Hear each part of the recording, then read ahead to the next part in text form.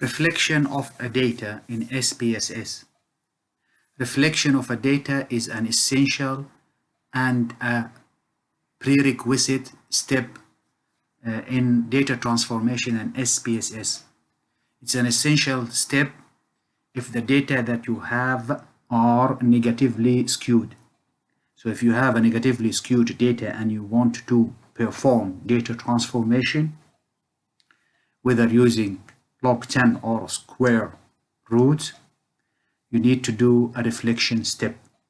And the way to do a reflection step, as it is summarized here in this formula, find out the maximum value in your data, add to it number 1, and then subtract that for each value or score in your data. So reflection is only required for data that are negatively skewed. However, for positively skewed data, you don't need to do reflection. Here in this data view in SPSS, I have a column labeled as NS, and there are 100 cases in it. And first step in data analysis in SPSS is to examine the distribution of the data. And I've already done that, and I found out that these data are negatively skewed. And I will show you shortly how to check out whether your data are normally distributed or not, whether it is positively skewed or negatively skewed. So if your data are negatively skewed, then the first step to do is to do reflection of the data before moving ahead and doing data transformation using either log 10 or square root. The first thing is to explore and examine your data. If we click on Analyze, Descriptive, Explore, and then in this I'm going to move the NS to the dependent list. In this way, I'm going to show you how to find out whether your data are normally distributed or not, whether it's positively skewed or not, or is it negatively skewed. So I'm going to click on a plot and take the stem, click on histogram, click on normality, plot with test, as I want to see this data, distribution of the data using histogram, and also use a statistical test to determine whether these data are normally distributed or not. Click on continue, then click on OK. So here, tables generated in SPSS output. The second table this labeled as descriptive. From this table, we can, if you look here, we can see that there is a skewness, minus 1.59, 1.6. So these data are negatively skewed because it has a minus sign. And also from this table can determine the maximum value 45.6 and the minimum 1. The third table here is a test for normality using two important tests, Komologorov, Semenarov, and Shabiro-Wellek tests. It shows here those two tests that these data are not normally distributed.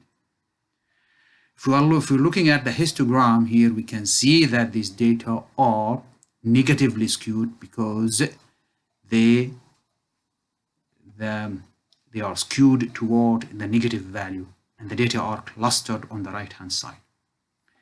If we also examine the QQ plot, you can see here that these data also are under the diagonal line, so they are negatively skewed. And also from the box plot, you can also see that they are tailing toward the negative values.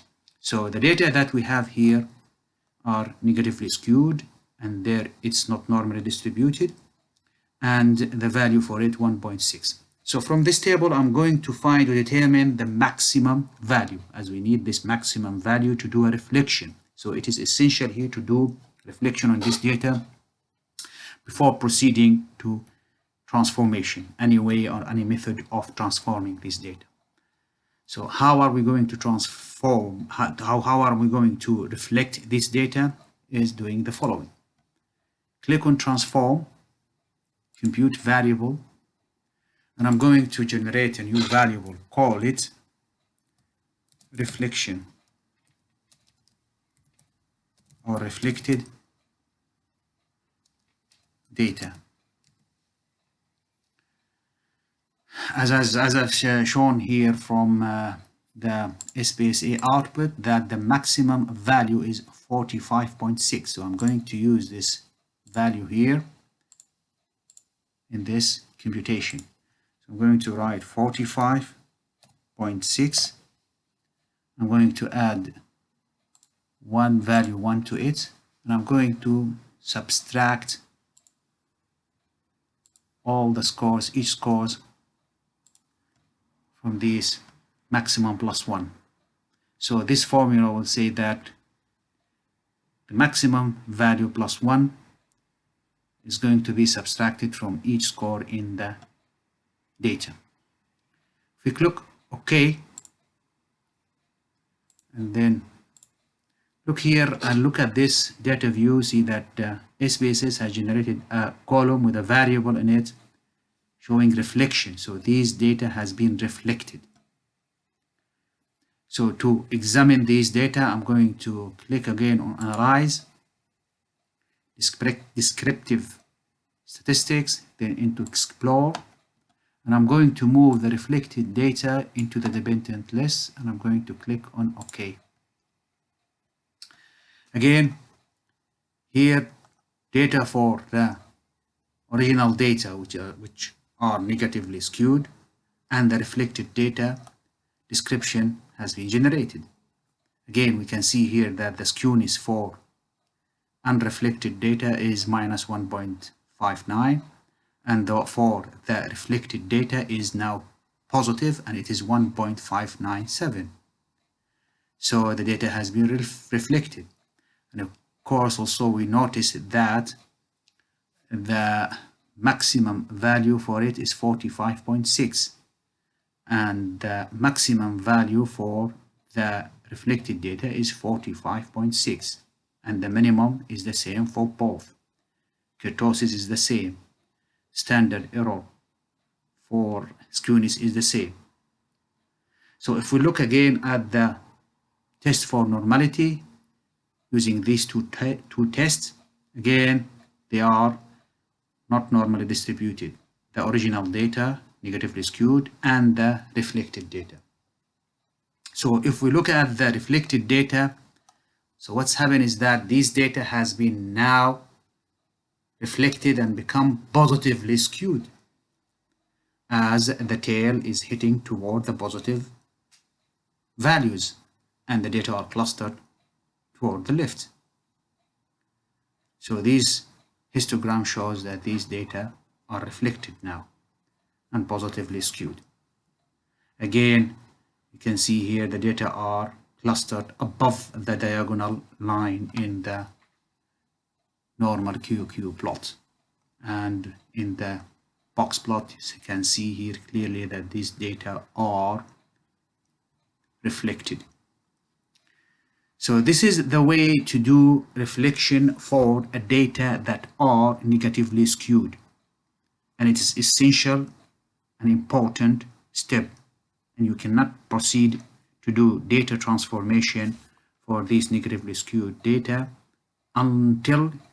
unless you do the reflection on these data by determining the maximum value, add 1 to it, and then subtract each value in each value of this data in this column.